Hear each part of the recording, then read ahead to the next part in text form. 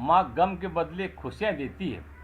जितना मर्जी सता लो, पर हमारी माँ की बराबरी क्या कोई कर पाएगा। मंदिरों में भगवान को पूछते हो ना, माँ के पैर पकड़ लो, जमीन पर ही स्वर्ग मिल जाएगा।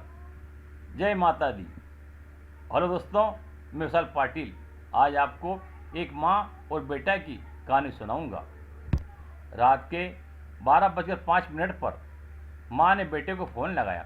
उसका बेटा फ़ोन उठाता ही तभी उसकी माँ खुशी खुशी बोलती है, बेटा जन्मदिन की हार्दिक हार्दिक शुभकामनाएं।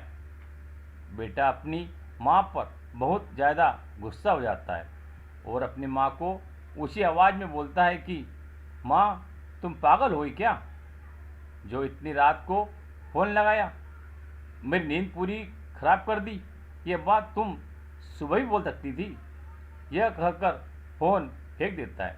बेटे की यह हरकत देखकर माँ की आंखों में दर्द भरे आंसू आ जाते हैं।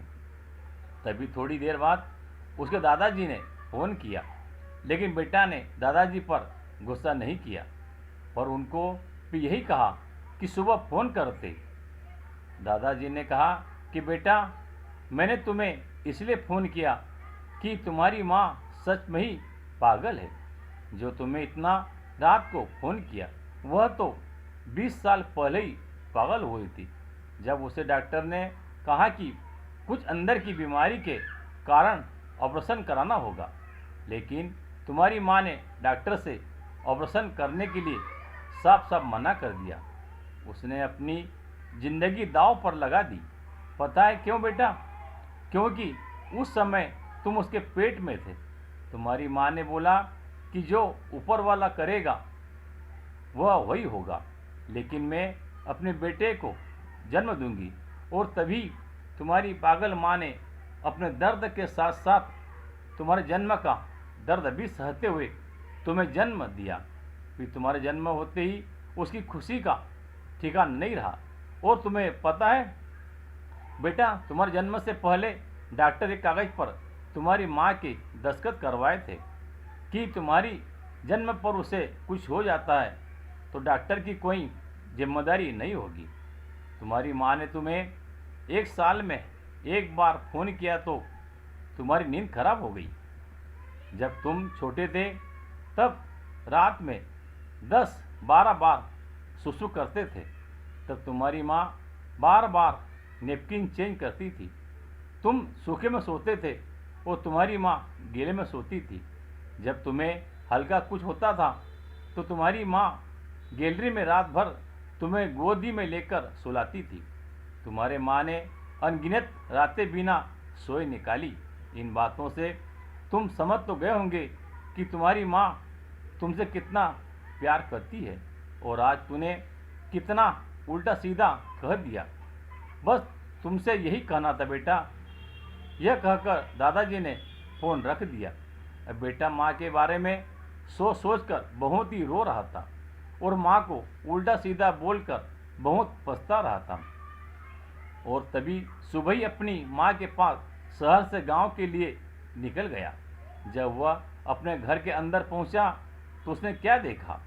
उसकी माँ अकेले में बैठ के तस्वीर देखकर आंखों में आंसू लिए बहुत ही रो रही थी।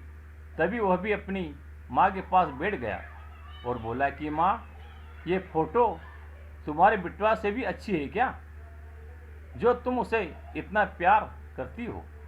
जब उसकी माँ ने उसे देखा तो वह बहुत खुशी हो गई और जल्दी जल्दी अपने आंसू पोंछकर अपने बेटे को अपने सीने से लगा लिया। फिर उसकी माँ जल्दी से अपने बेटे से पूछती है कि बेटा तुझे भूख लगी होगी, मैं तेरे लिए कुछ लेकर आती हूँ। तभी वो अपनी माँ को रोकते हुए कहता है कि नहीं माँ, मुझे अभी भूख नहीं है। तो माँ ने कहा कि बेटा इतनी लंबी सफ़र करके आया है, तुझे कुछ तो खाना ही होगा। वह आंखों में आंसू लेकर अपनी माँ के सीने से लगता है और फूट फूट कर रोते हुए अपनी माँ को कहता है कि मुझे माफ़ कर दो माँ, ना जाने अनजाने में मैंने कल रात को तुम्हें क्या क्या कह दिया और तुम्हें पागल भी कह दिया। मुझे बहुत बुरा लग रहा है माँ, प्लीज़ मुझे माफ़ कर दो, मैं बहुत बुरा हूँ। आज अपनी माँ को मैंने कितना नाराज़ कर दिया। तुम कितना प्यार करती हो मुझसे। तुमसे बड़ा तो मेरे लिए भगवान भी नहीं है माँ। वह माँ ही होती है जो घर में बीमार होकर भी काम करती है। दोस्तों, इस कहानी से हमें यह प्रेरणा मिलती है कि कोई माँ के बराबर दुख नहीं उठा सकता। इसलिए माँ को कभी दुख मत देना। मेरे यारों, यह कहानी कैसी लगी लाइक और कमेंट करके ज़रूर बताना। पूरी कहानी सुनने के लिए धन्यवाद।